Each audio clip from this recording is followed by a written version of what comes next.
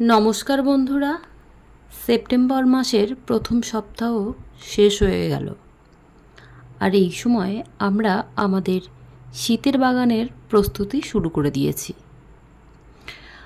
অনেকেরই শীতের বাগানের জন্য গাছ বসানো হয়ে গেছে, আবার অনেকের রেডিমেড গাছ পরে কিনে নিয়ে আসবেন নিজেদের বাগানের জন্যে। আমরা যারা সারা বছর কম বেশি বাগান করে থাকি নিজের ছাদ বাগানে, তাদের জন্যে সবসময় কোনো না কোনো গাছ করতে হয়, আর সেই কারণে পুরনো গাছগুলোকে তুলে ফেলতে হয় এবং নূতন করে গাছ রোপণের ব্যবস্থা করতে হয়। সেই কারণে নতুন করে বাগানটাকে আবার শীতের সাজে সাজিয়ে তুলব বলে এখন থেকেই পুরনো যে সমস্ত গাছগুলো আছে, সেই গাছের ফলগুলো আছে সেগুলো তুলে নেব এবং সঙ্গে সঙ্গে বাগানের পুরানো গাছগুলোকেও কাটাই ছাঁটাই করে দিয়ে বাগানটাকে আস্তে আস্তে নতুন করে তুলে ফেলব। বন্ধুরা, একঘেয়েমি লেগে যায়, অর্থাৎ আমরা ছাদ বাগানে যদি একই গাছ নিয়ে সারা বছর রাখি, দেখবেন তখন একটা সময়ের পরে বাগানটা একটু কেমন লাগে। তাই মাঝে মাঝে গাছের যেমন ডেকোরেশন চেঞ্জ করতে হয়, ঠিক তেমনভাবে পুরনো গাছগুলোকে কাটাই ছাঁটাই করে নতুন রূপ দিতে হয়, অথবা নতুন কোনো অতিথিকে নিয়ে আসতে হয় নিজেদের বাগানে। আর আমিও অবশ্যই তাই করব। সেই কারণে আমার এই গাছের যতটা ফসল আছে, শেষ ফসলগুলোকে আমি তুলে নিচ্ছি।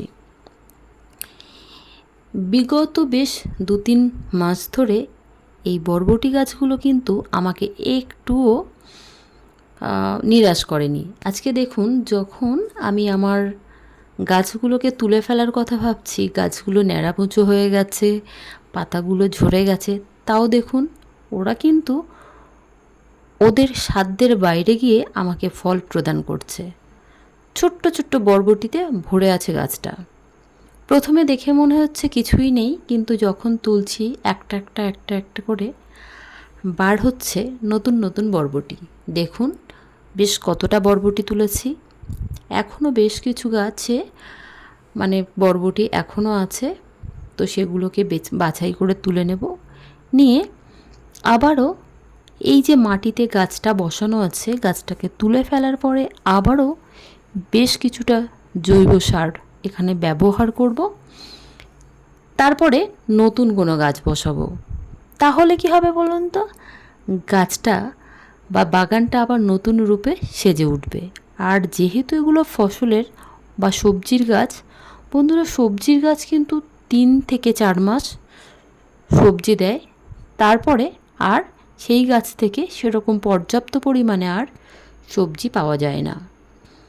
আমার এই গাছটাতেও প্রচুর পরিমাণে বরবটি হয়েছে, কম বেশি আমার চ্যানেলে আপনারা অন্যান্য ভিডিওতে দেখে থাকবেন। আমি প্রথম থেকেই সবজি প্রচুর পরিমাণে পছন্দ করি, যদিও অন্যান্য গাছ পছন্দ করি না এমনটা কিন্তু কখনোই না। তো এখানে দেখুন বেগুন গাছে বেগুন হয়ে আছে।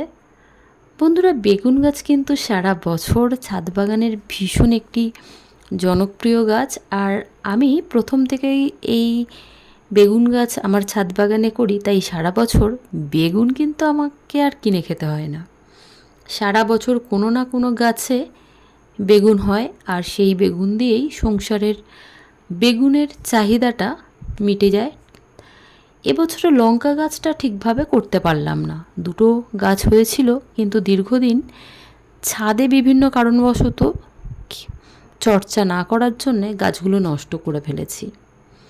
আবারও ভাবছি এইবার 2-1টা লঙ্কার চারা এনে বসাবো, আর তার সঙ্গে আরও বেশ কিছু শীতের ফুল গাছ লাগাবো। বন্ধুরা, ফুল গাছ কিন্তু আমাদের বাগানের শোভাকে অনেক বাড়িয়ে তোলে। আর আমার বাগানে বেশ কিছু ফলের গাছও আছে, যেগুলো কিন্তু সারা বছর কম বেশি ফল দিয়ে যায়। এবছর আমার যে লেবু গাছ থেকে লাস্ট 3টে লেবু পারলাম, এই গাছে প্রায় 30টার উপরে লেবু হয়েছিল। আমার ভিডিওতে সেগুলো শেয়ার করা আছে, আপনারা চাইলে দেখে নিতে পারেন যে কিভাবে লেবু হয়েছিল আমার গাছে প্রচুর প্রচুর পরিমাণে। এবং সেই গাছের যে পরিচর্যা কীভাবে করেছি, কিভাবে ফল এসেছে, সমস্ত কিছু খুঁটিনাটি তথ্য দেওয়া আছে আমার চ্যানেলে।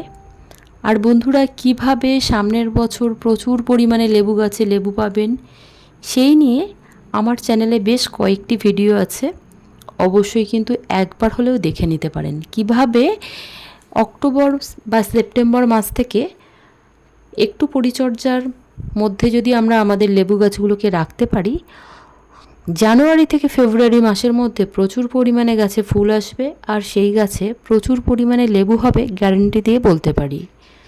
তো বন্ধুরা, অবশ্যই ছাদ বাগানটাকে যদি সুন্দর করে সাজিয়ে আবার নতুন করে গড়ে তুলতে চান, তাহলে অবশ্যই এই সময়ে ছাদ বাগানটাকে আবার নতুন করে রূপ দেওয়ার চেষ্টা করুন, বা এই সময় মাটি তৈরি করে নতুন নতুন গাছ বসান। তাহলে দেখবেন শীতের মধ্যেই আপনার বাগান রেডি হয়ে যাবে এবং ভরা শীতে প্রচুর সুন্দর থাকবে আপনার বাগান।